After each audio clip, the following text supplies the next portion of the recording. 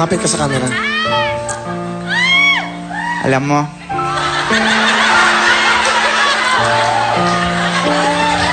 namimiss na kita.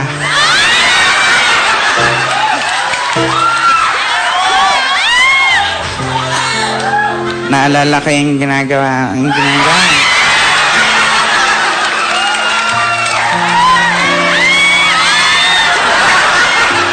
Hindi kasi pinagmamalaki ko siya kasi sobrang sweet sa akin. Ganun.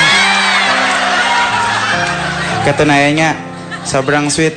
Bago kami matulog, nilalagyan niya ako ng plastic bag sa ulo. Ganun.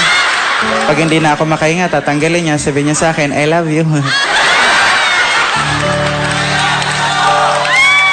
Siya yung lalaking nagturo sa akin kung paano magtipid sa buhay.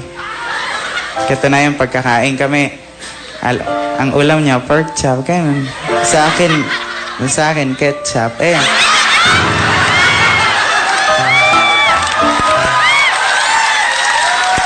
Pero, masaya ako sa kanya. Proud na proud ako. Kasi, never siyang nahingi ng pera sa akin. Kung sana lang kumukuha sa wallet ko.